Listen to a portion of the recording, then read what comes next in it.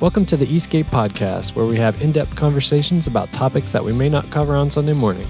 In this episode, we talk about Proverbs 31.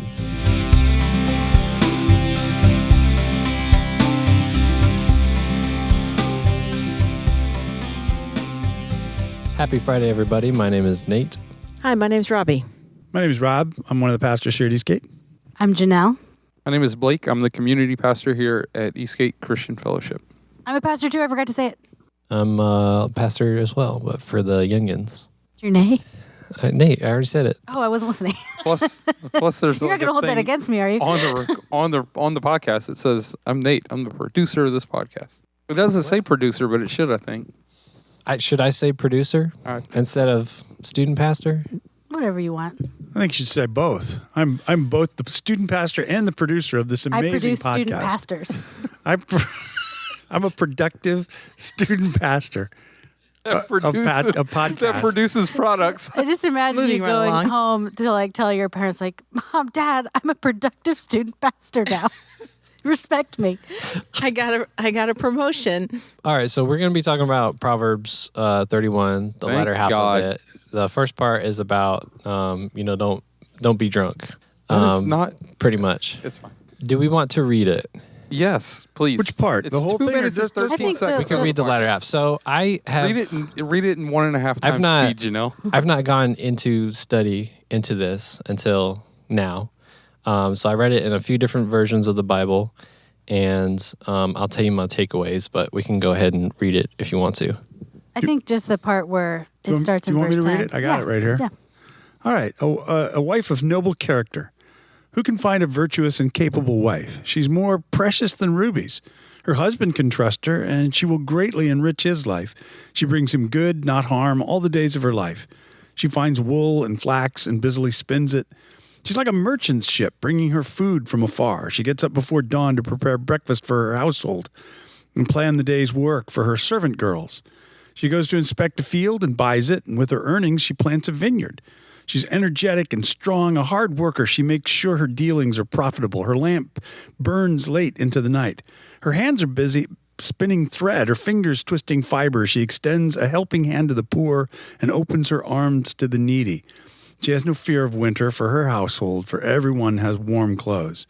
She makes her own bedspreads. She dresses in fine linen and purple gowns. Her husband is well known at the city gates, where he sits with the other civic leaders. She makes belted linen garments and sashes to sell to the merchants.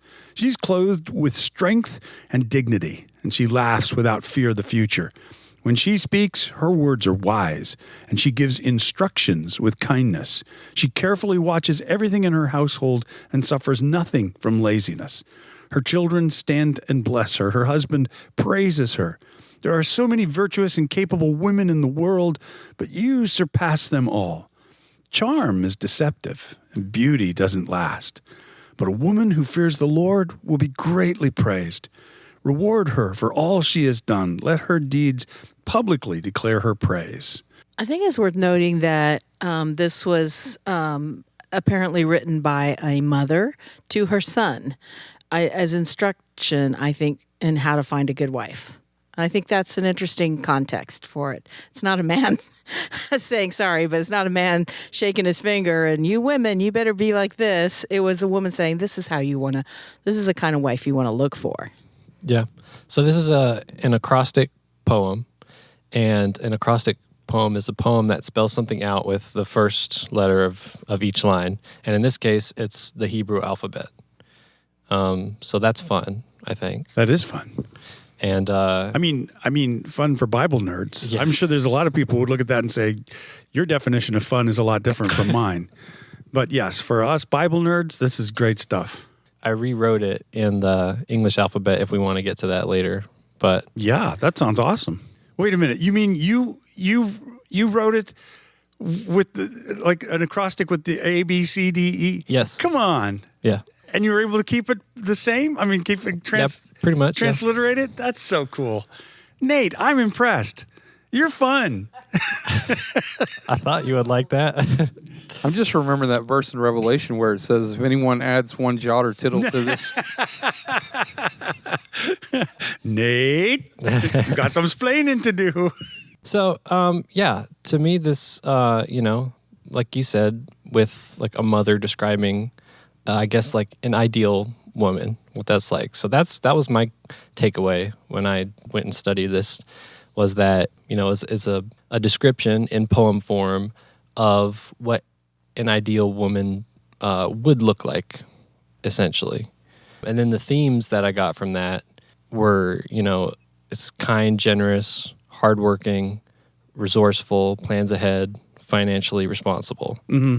So that was my takeaway. Yeah, I like that. I also, like, if we were to like break this down like as like a literal translation, this is what a woman should be. I also wrote those down in bullet points if we want to go through those. It's kind of fun for Bible nerds.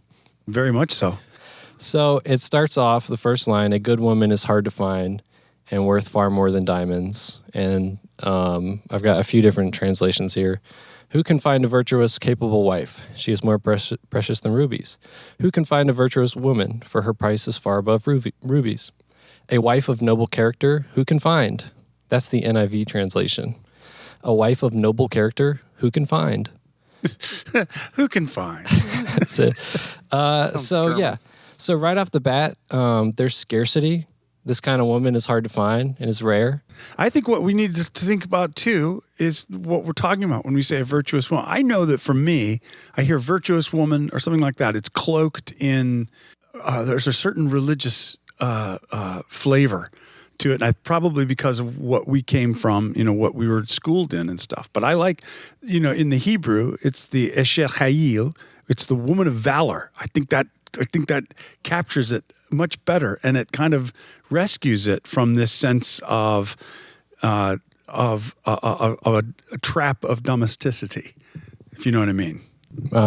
If I knew that word, I'd definitely know what you meant. I would know if I knew that word too. Oh, well, the 50s housewife. Yeah, exactly. We think it's suddenly trapped in domestic chores and things like that. Though, as we've read, it's way more than that. You had pointed something out this morning, Robbie. Am I derailing us? No. Okay, but you had pointed something out that you saw in the Bible Project about the framing of this, how the Proverbs begins with the instructions, the father's instructions to the son. No. He goes through all of these things. Attend to me, my son. Yeah, that the book of Proverbs, not just that chapter, but the whole book begins with words from a father to a son about listening to Lady Wisdom, and then it closes, as the Bible Project says appropriately, by offering the words from a mother to her son about a woman who lives wisely. So I think it's interesting kind of bookends. So I want to say some stuff before Janelle and Robbie start talking. So what's going to end up happening with me is I'm going to feel like I'm mansplaining everything if I speak later on, and I don't. And what he means by that is, I'm sorry. Anyway, Janelle just rolled her eyes in the back of her head when her dad spoke. So this starts out talking about this king. Keep wanting to say lemur, but it's not lemur. Lemuel.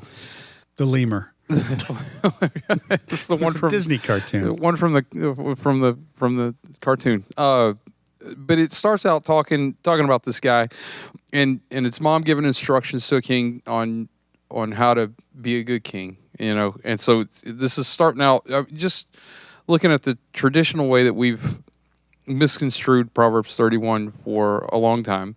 This is beginning again. It gets back kind of to the New Testament one about women respect your husbands, but it's truncated in a list of things that men are supposed to be doing for their wives and how they're supposed to love their wives. Embedded in, yeah. And then there's 1-2 verses in there about women, and then it gets back to what men are supposed to be doing. And in here, it starts out talking about what men are supposed to be doing, specifically a king, and we tend to gloss over the first part of the chapter. Yes, that we did not read, but and instructions on what to do, and it's really good stuff in there about what a good king looks like, and I would encourage anybody to go and read that. But especially if you're going to be a king. Yeah, exactly.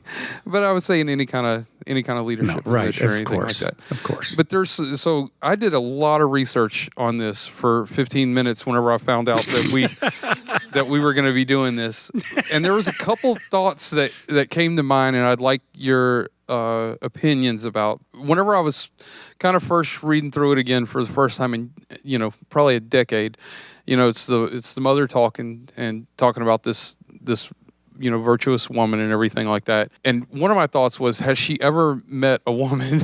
Because I was like, it's an impossible task, it seems to me. And so I started looking into buying land and making a vineyard and all this other stuff. Those were like incredibly rare for women to be able to do during that time. Am I wrong about that? Well, it depends. I mean, and it is framed within the construct of a noblewoman. So, I mean, that's...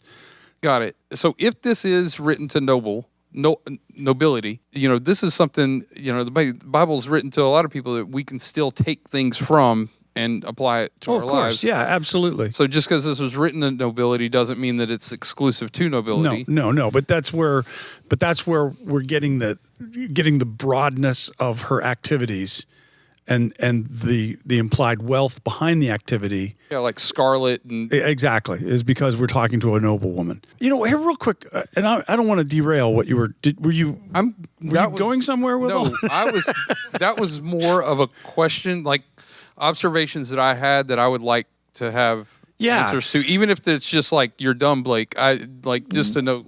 Well, let's do this. Let's start with the way that this is normally approached. Like this, especially within. Let's get myopic with it and look at 21st century evangelicalism, or 21st century evangelicalism, and how this passage has been read and how it's been used and even misused. And I think at that point, it'd be best for me not to talk and for like Janelle or Robbie to be talking about. Like, because she's older.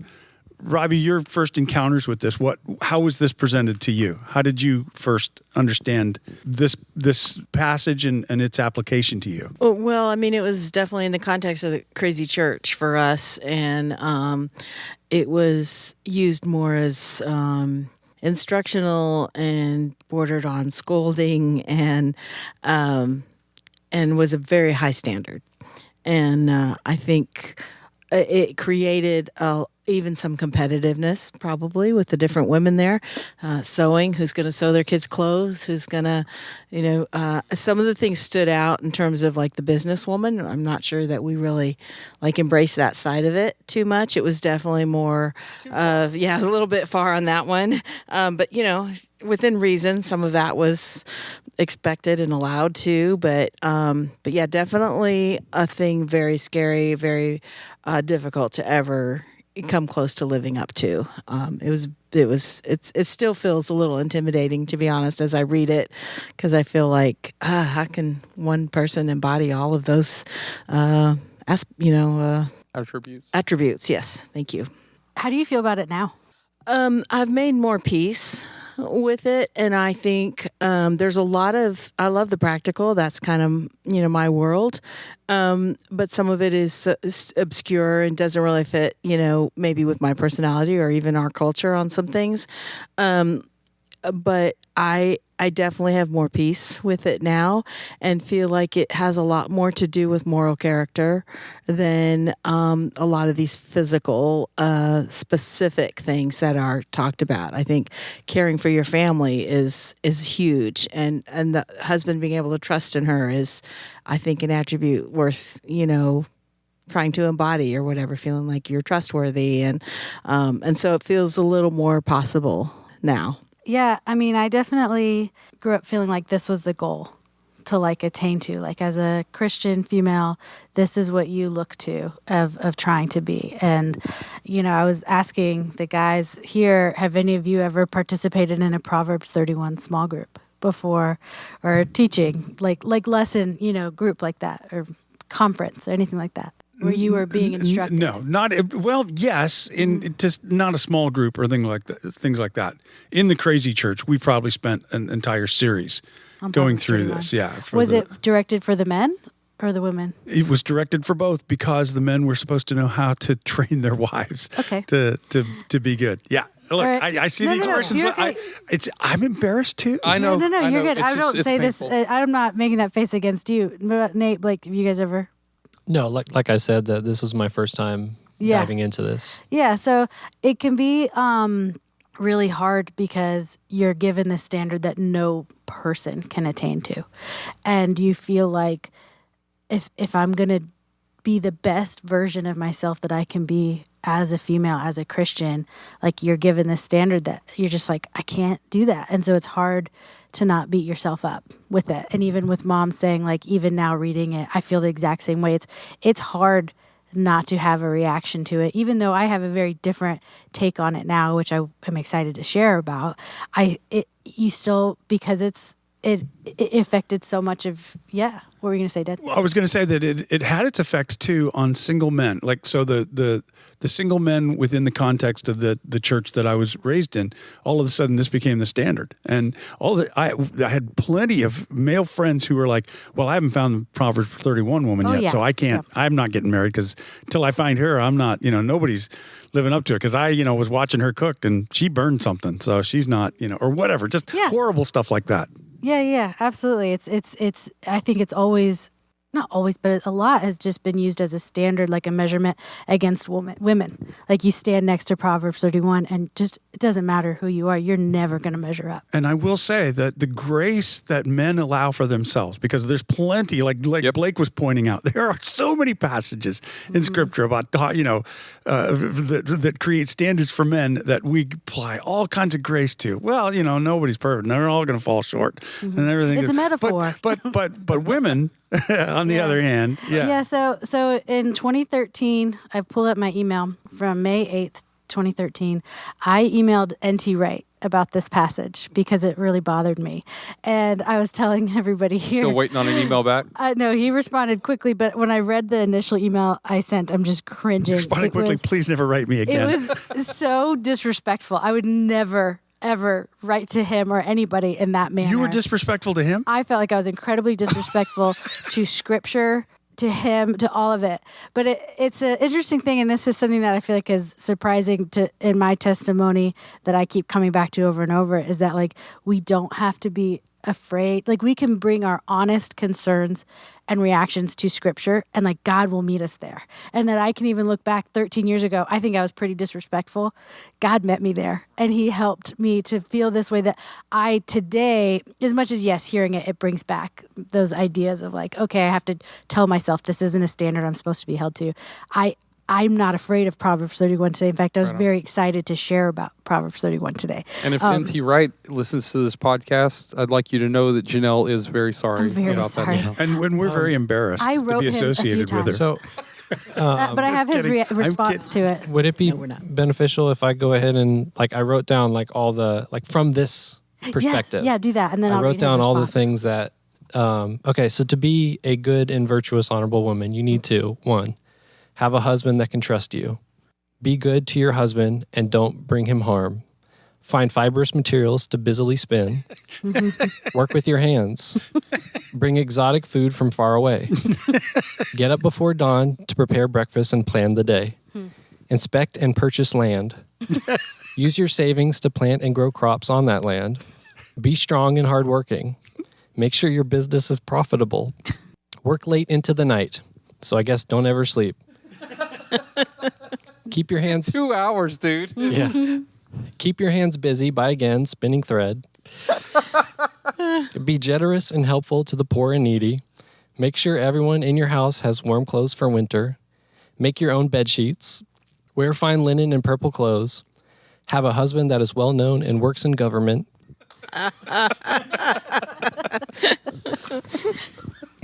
Make clothes and sell them. Supply vendors with sashes. Be clothed in honor and dignity. Rejoice without fear. When you speak, speak wisdom and do it kindly. Carefully watch over your household. And after all that, don't be lazy. In your free time. I just picture you bringing this list home to your wife, Dakota. Staple it to the wall, see what she does. Yeah. Okay, we're almost done here. Have children that bless you. Have a husband that praises you. A lot of women have done this well, but do it better than all of them. Receive reward for all you have done. Allow the work that you have done bring you public praise. That's it. Awesome. I Amen. appreciate that. And so what is much. unrealistic about that? I mean, that's what I think. I was even thinking about with us laughing. I'm like, oh, I hope people don't feel like we're being disrespectful to Scripture. Exactly. But it is interesting. It's funny in that we would ever expect women to be able to do all of these things. Exactly. It shows the absurdity of misreading Scripture, of looking at it as though it's a checklist and a competition sheet for who's going to be the virtuous woman. Or measurement that you stand next to. Exactly. Yeah. And it shows how absurd the whole thing is. So, yes, we're not laughing at Scripture. We're laughing at the way we misapply it. So when I wrote Into You Right, I talked about my frustration with this scripture. That's how I'm going to phrase that. And I really want to see this. I've never read that email I want to so bad. burn it. How do I burn the internet? When you figure it out, you let us know, though, because You got some spring break videos. some matches. Okay, so he says, hey, Janelle, because we're friends. Thanks for this. No time for a long answer, I'm afraid. That's probably because of how horrible my first email was. It says, there are many Bible passages that make women feel beaten down, but again and again, the point is rather what people have traditionally done with them. Just kind of why we were talking about what we were laughing about. It says, actually, Proverbs 31 gives the wife a remarkably active and powerful role, doing all kinds of things which are creative, economically independent, etc. Part of what's going on is that the figure of Lady Wisdom who dominates, the word isn't too strong, the opening chapters of this book is Yahweh's right-hand person in creation itself. And this is then reflecting in the wife who is the husband's right-hand person in being able to have a happy and outward-looking home. Of course, this too can be perverted in a variety of ways. Wow. So He should write a book. it was so good. It was very eye-opening, I think, in realizing like, oh, this wasn't meant to be like women. This is how you need to be.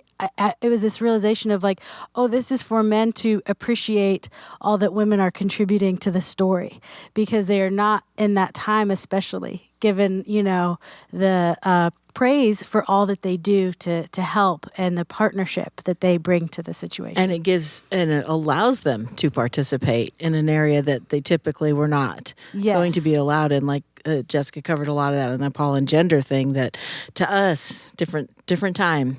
Right. We look at it as demeaning, but at that point it was more of an empowerment. Right. And I love Yeah, that. and again, not saying women deserve praise, but recognizing that they are in partnership, even going back to creation with Adam and Eve, like doing this together, not just as a submissive person, but and not just trying not but to as mess them up. as an equal partner Yeah. in this rule over creation that Yeah.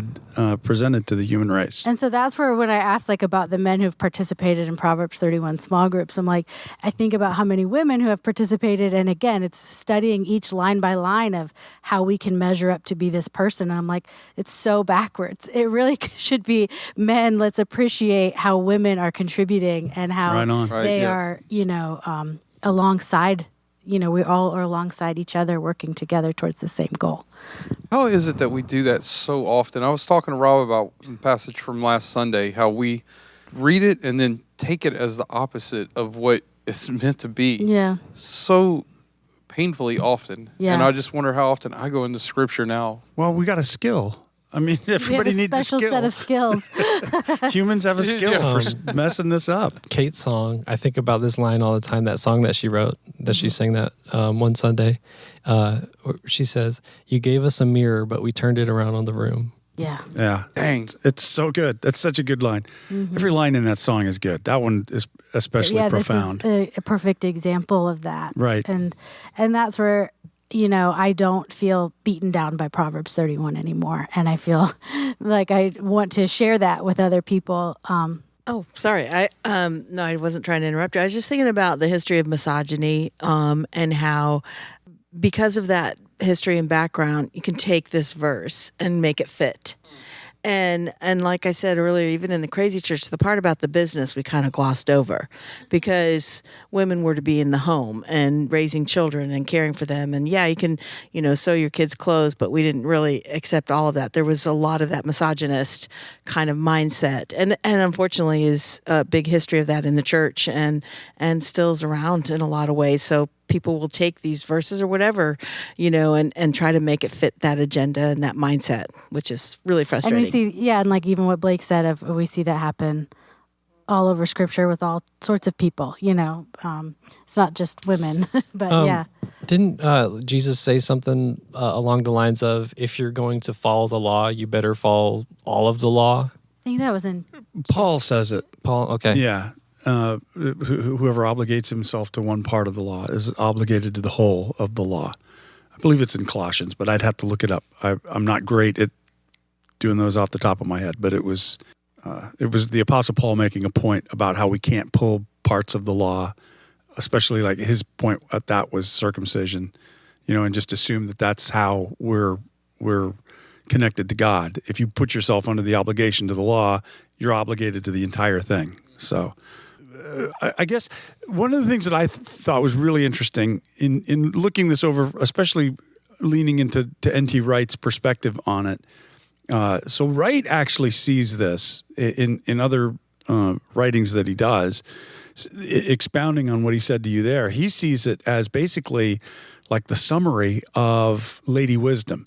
So he connects it completely to Proverbs 8. This is Lady Wisdom, and this is just the practical way in which we're seeing this embodied. And it's not supposed to be, in our thinking, limited to gender. It's not supposed to be limited to, this is what women, this is like, because just like wisdom, Lady Wisdom isn't supposed to be limited in our thinking to being simply a feminine attribute. This is something for all of us to be embracing and living out. And that's how he sees the conclusion of Proverbs in this embodiment, this dramatic demonstration of what that wisdom looks like in application. And look at how the themes of justice come out in this, of being a voice for the voiceless and caring for the poor and things along those lines. And all of the industry is not intended for personal gain. All of the industry that's represented in that is for the benefit of others, to bring others into the flourishing of life. And that's the wisdom of God, whatever's going to lead us into the flourishing of life for all people. And I think it's a brilliant take on that. So I have a question. So I have the benefit of having a female pastor that I can speak to. But I'd like you to stop speaking to me as much as you do. I never speak to her. But so if let's say that somebody's listening to this that's a pastor at another church that doesn't have that privilege. If I'm speaking, there's a lot of women that I find that are under this, law or whatever. I don't burden, I guess, is the best way to say it. I would certainly feel inadequate to try and I've tried to do studies on some of this stuff. I would certainly feel inadequate on trying to describe that or help them in that situation or out of that situation or anything. Would you have any advice for what's a guy to do, right? Well, first of all, are they asking for advice? Because I think it's something, where we don't want to, we want to be careful as we're. So oftentimes just in pastoring, people will talk to us about situations that they're having and things that they're trying to work through with God and that kind of thing. And so they're I'm trying to be the Proverbs 31 woman, but I'm struggling.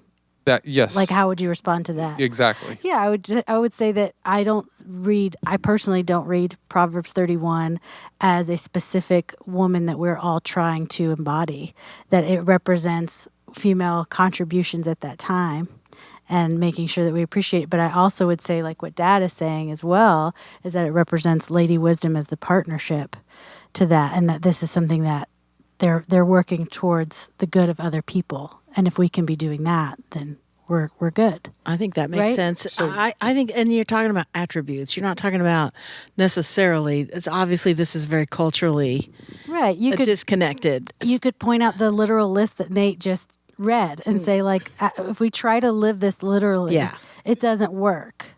So, are you saying that you take the second half of Proverbs 31 and fold it into the first half? Is that the partnership that you're talking about, the good king and the way that he treats the people that are with him, and then the good wife? No, it's in chapter 8 where Lady Wisdom is described as like a partnership to Yahweh, to God. Right. And so the second half of Proverbs 31 representing the women being the partnership to the men.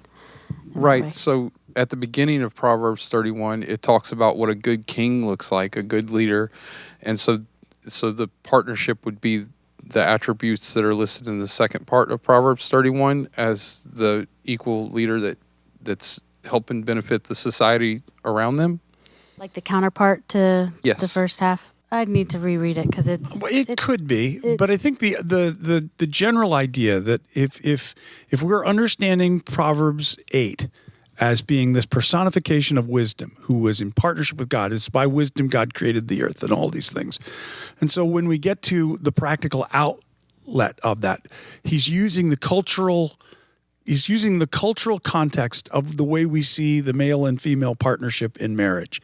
And he's using that to leverage the idea of how wisdom in partnership with God produces this great life that produces all of this good that comes into the world. So it's not necessarily playing on the first part of the chapter to the second part of the chapter. No, it's more the idea of using that, just like Paul uses the analogy of marriage to explain the relationship of the church to Christ. He's using that same, I believe that Proverbs 8, at Proverbs 31, at the last half of it, is using this analogy of marriage to show dramatically how wisdom gets expressed into the world through our practical lifestyle. Yeah, I suppose that because he's a king lemur, or a Lemuel, that would be the representation of Yahweh, the king, and then wisdom being the representation of this woman that's... If we want to fixate on the details of that, I mean, if we want to just say, well, it's a king, so it's got to be a king, and we got to make that connection. But if we want to just expand it and broaden it out into human life and how we're interacting and interfacing with God and his wisdom, then we can use this marriage as a picture of how wisdom in working with partnership with God produces all of these good things, and that wisdom working in and through our lives produces all these good things. Does that make sense? It does. I like to look at it, if you were to pare it down and take away all the specificity of she does this sewing. She does, what you're talking about, she's caring for and loving her family. She's selfless. She's caring for others. She's selfless. She's thoughtful. She cares for the needy. To me, it's just a different version of, say, the fruits of the Spirit. Love, joy, peace, long suffering. It's the same idyllic list we all want to attain to. And I don't think it's really any more than that. I don't think it's meant to be. I mean, we can take it as something that can be very discouraging, I think, to read. But I don't think that that's the general idea of it. It's more like, look at this love that she's expressing. Look at this kindness. Look at this charity, and putting herself last. And I think all those principles are in the New Testament too. Yeah, it's the practical application. Proverbs 31 is the practical application of Proverbs 8. It's the practical way in which we see this demonstrated in a person's life. Not an exhaustive list, but like the themes of it. Right. Not an exhaustive list, not a comparison chart, not a standard that's held up saying that. And again, I love that Robbie brings up the fruit of the Spirit, because there we go. This is not something that we're going out to achieve on our own. This is something that grows in our life as we yield to the work of the Holy Spirit in our lives. These fruits, these Proverbs 31 fruits, begin to emerge, and we are industrious on behalf of others and caring for others, and being the voice of the voiceless and those kinds of things. It's really interesting. I just thought about it whenever you said Proverbs. These are Proverbs. They're not, like there's other parts of Proverbs where it's all comparison and proverb, where it uses literal language. I can't even think of one, but like give to whoever and heap piles of coal on their head. Like it doesn't mean to take a literal pile of coal and put it on somebody's head. Yeah. A classic one is like a person taking a dog by the ears is a person who gets in the middle of a fight between two friends. So this is not telling us. This is not an explanation of how to take care of animals. This is actually using imagery to leverage our understanding of the wise choices for life. Yeah, I do think that it's interesting that we've used Proverbs as Proverbs, and we're like, oh, those are Proverbs. And then we get to the very last part, and we're like, that's not a proverb. You need to do this literally. Literal. Yeah. That was my biggest takeaway, I think, was when I saw that it was a poem, I'm like, oh, we don't usually take poems and, Right. take them as literal. Turn them into instruction manuals. Right. What? You're looking at me. I was going to ask you about the poem that you wrote, and if you would be willing. You certainly don't have to, but Yeah, I can. I mean, I feel like whenever someone's like, I want to read you a poem, I'm like, oh, I really Do don't you really want to?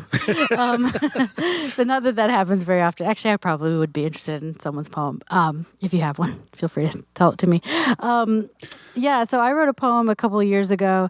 Well, actually, I write poems, I think, when I'm struggling or just going through a hard time or whatever. It really helps me to like process how I'm feeling. So... And before we get into, I want to hear this poem because I think this is really important. But to lead into that, to set the framework, to heighten the impact even of it, I really want to hear more because we've hit on it. But I really want to know, like, when you go to a Proverbs 31 small group or something like this. I think this poem will help answer that question. Okay, because I want to know what this what this does internally. Okay, yeah. I made copies for those who do better reading along. Does that sound okay? I'm definitely going to learn how to read. It's like someone who's like, don't make me sing in the key of F, please. Here's my sheet music. There's one for each of you. Okay, I wrote this 3 years ago. And says Proverbs 31, and 31 is crossed out, and it says 32, woman. So it says, I am the Proverbs 31 modern woman. I work at home. I work at work.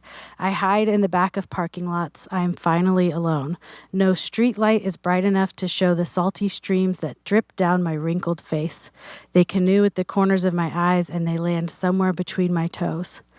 I wake up early to do my hair, only for someone to say it's a lot. And do I need to borrow their hairbrush? I stand up often to cook dinner, only for everyone to say nothing. I hear the sounds of their chewing, and each slosh goes straight to the gut. I rip the curtains off the walls, and I shred them to make streamers for the next kid's birthday party. I show these precious, venomous scars of Proverbs 31 to those close to me, and the response files my teeth. Why aren't you resting? You need to stop trying to do so much. I see it now. I just have to stop filling my day with all of these frivolous things like work and sleep. I will be so good that soon Proverbs 31 will not be enough to contain me. Yes, soon they will call me the Proverbs 32 woman. In the meantime, if you need me, I'll be in the back of the parking lot swimming in my very own saltwater lake. Ooh, that's powerful. So I'm interested to know, like, I'm going to assume that yours is not a unique experience in this. Have you been able to share with and talk with other women about this sort of thing? And have you found the similar response? Absolutely. I think it's interesting because, Matt's a marriage family therapist now.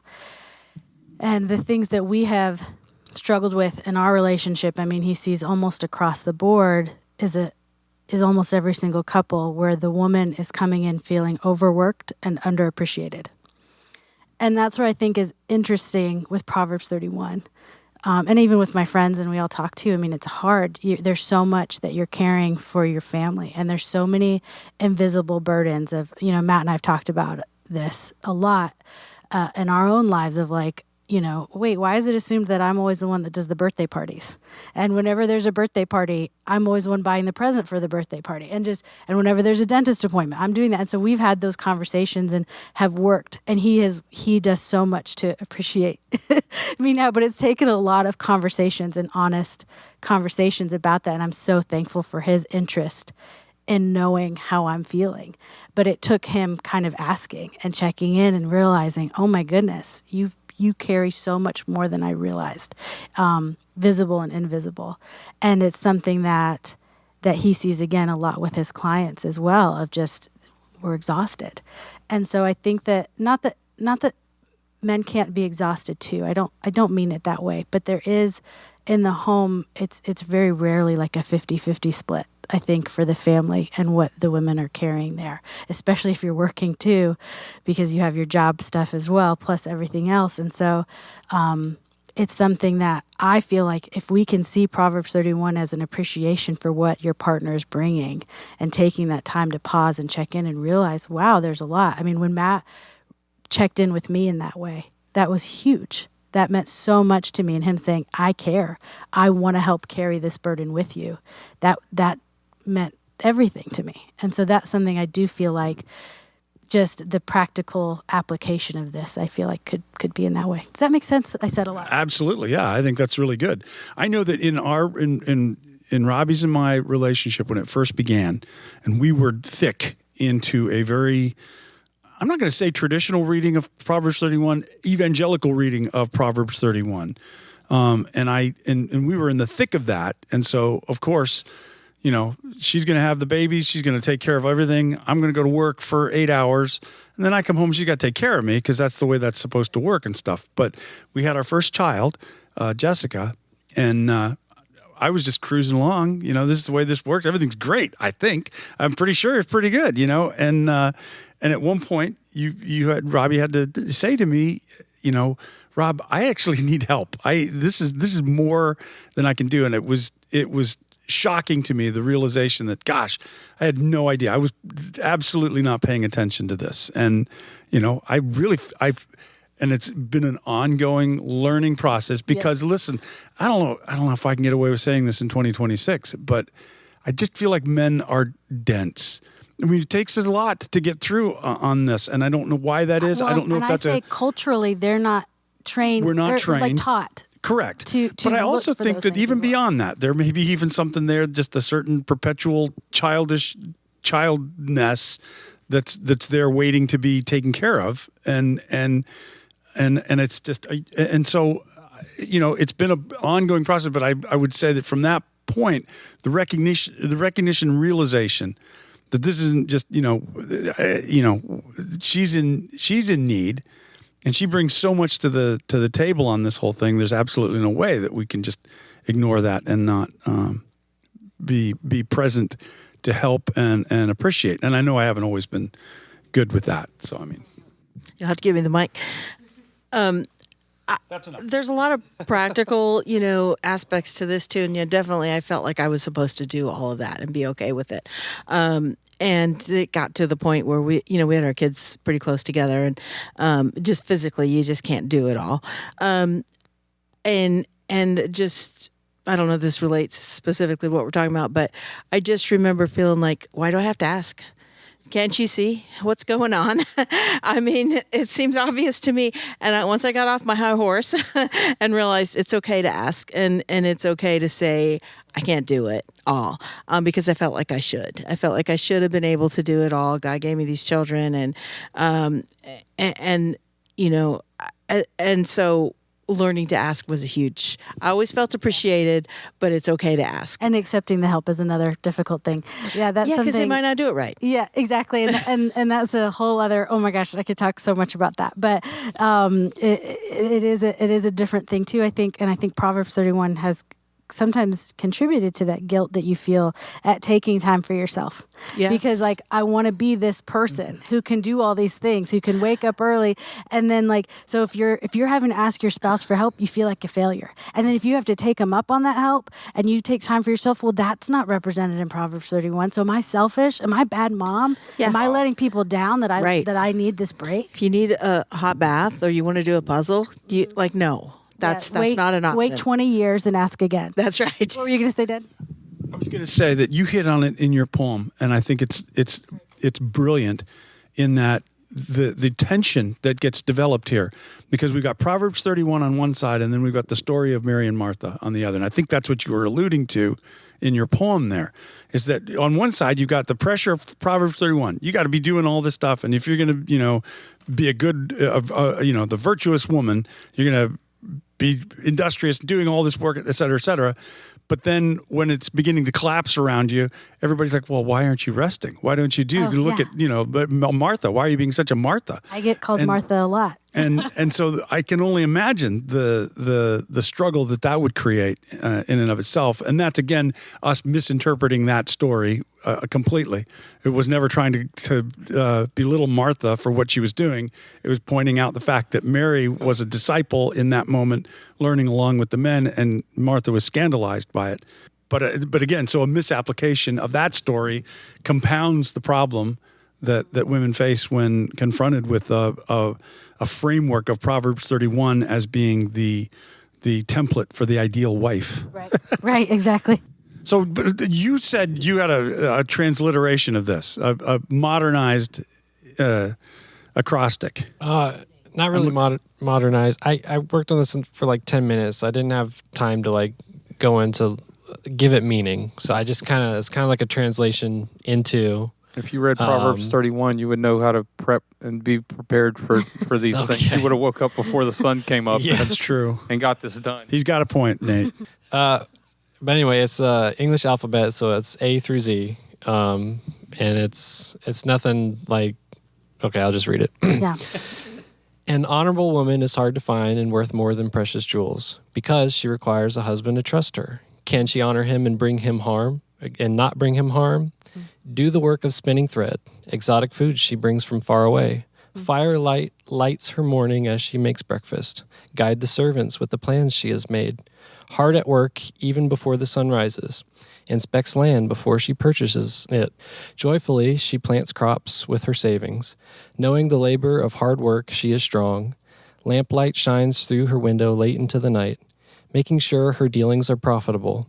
Notable is the fiber she spins into thread. Open hand covered in calluses from working them. Poverty knows her not as a stranger, quick to extend a helping hand. Resewn are the winter coats before the winter comes. Snow will fall, but its cold won't touch her family. Tapestries she makes with the thread she has spun. Utilizes her skills in making clothes and sells them in the market. Values of honor and dignity she wears. Wise are the words that come from her kind mouth. X-ray view she has of her household. Young children of hers bless her. Zeal is held for her in the work she has done. Listen, Oh okay. my gosh, dude! So that was amazing. We have was so two things Told you have that a were gift. I was going to yours say was there's nice too. two things in Mine this was more podcast that depressing. should be published. I mean, like, That was so good. But That's both good. of them were so good. Yours was good. I wanted to go first because I think yours is more impactful, and that would have been a nicer thing to end on. Is that why you had one single tear while I was reading? Yeah. I thought you wanted to go first because you're the guy. They I'm both so need to sorry. be included in the show notes for the podcast if you're able. Do what? Do we have show Both notes? of those need to be included in the show notes for the podcast. Oh, yeah. It'd be cool. And along remember, with your I called yours brilliant. I said so. No, I just wanted to hear it again. No, Thank you. I remember when you first said that to us, you were like trying to leave, and then you just said it and Then just left. left. And I was just like me and Nate were sitting there looking at each other like, what do we do with this? speechless. Yeah. I felt so bad. I almost texted y'all later, like, sorry, I just said that really depressing poem and then ran away. But I had to get my kids from school. Proverbs 31. You get it. No, Nate and I tried to discuss that after. And so here's the thing, like it comes from this is very, like Rob was talking about, just guys are dense, but I have no problem saying that. I haven't met very many that aren't, so I'm okay with that. Years ago, I think right before you were going to be pastor here, I can't remember, but you and I had a conversation, and I got I got access to open a door that I did not know was there. So as a guy, just traveling through the world and everything like that, I wanted to be empathetic to other races, to women, to people that are having a different experience. I didn't know that there was a woman's room door or whatever that had to be accessed in the world. As a white straight male, I don't have a door, right? I just walk wherever I walk, and there's never a problem. It's like a comedian one time said, if you could go anywhere in time, when would you go? And he said, as long as I'm a white male, I'll go anywhere. Right. And it is that. So I didn't know that there were doors that needed access to. I guess the closest would be, like very wealthy place to go in, that I'm maybe not allowed into or something like that I'd have to find my way into. You're talking about my house, aren't you? Yeah, I am, man. He finds his way in, though. Don't worry. I mean, We're always shooing him out with a broom. you got 42 rooms, man. I can't find you in here. But so to recognize that you have to find access into places. Yeah. And I didn't know that was a thing. So I always had that traditional idea of, Proverbs 31. I was like, I don't understand the big deal because how is it more difficult for a woman or a black person to be able to navigate the world? And I've finally started to wake up to that in the last decade or so. But it's interesting listening to your poem and those kind of things. But I will say that for anybody that is listening that can't quite understand it, pray about that. Pray about the fact that there are people that have different lived experiences and be open to the closed accesses that you don't have. It's a hard thing to do. I don't know how to say it. Empathy, yeah. Conscious of the close, yeah. And having empathy for others is something we have to be, purposeful about. Intentional. That's it. Intentional about that. Yeah, I know Rob will joke every now and then. I've never had a problem with childbirth. I don't know what people's thing is, or and there's lots of ways we can step back. And I think it's just a choice we have to make to be empathetic. Well, and I think also taking the time to listen to other people's perspectives is so important, that we, as Christians, we don't have to be scared of what those, different experiences are, because sometimes they can look outside of the Proverbs 31 mold that we place on women, and it can be scary to ask questions about that and to just say, we can do that. We don't have to be scared of that when we come to Scripture. We don't have to be scared of that when we talk to other people and learn about their lives. And I mean, just the fact that you all are here listening to this that I wrote means so much. And the conversation, Blake, I remember you and I had a few years ago, the fact that you wanted to know about my perspective meant so much to me. And even like I talked about with Matt and I, him asking, what is your experience? How can I, help? And I mean, I feel like that's a good starting place for everybody. I remember that you had said that you just didn't want to be known as a good female pastor. You just wanted to be known as a good pastor, right? And I was like, I don't want to be known as a Cajun pastor, but But there it is, and you can't escape it. All right, this is getting too long. We need to end this. All right. That's fair. Thank you for sharing. And I imagine, that this was years of struggle for you. And not a problem anymore. And I could definitely hear that in your words and your poem and everything. And I appreciate you sharing that with us. Aww. So thanks for listening. And I liked your poem too. I'm sorry. They all complimented you and I turned it right back around on me. So I feel bad about that now. But it was really cool what you did. Oh, yeah. I was impressed. By both. Good. You didn't say anything about my poem. Well, what? No. All right.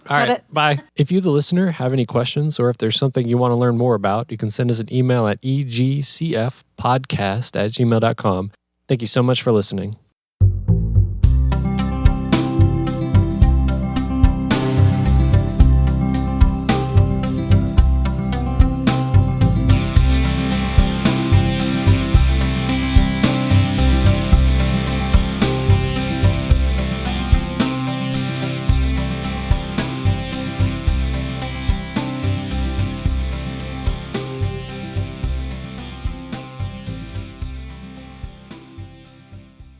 Lemuel. The lemur. An honorable woman is hard to find and worth more than precious jewels, because she requires a husband to trust her. Can she honor him and bring him harm, and not bring him harm? Do the work of spinning thread. Exotic foods she brings from far away. Firelight lights her morning as she makes breakfast.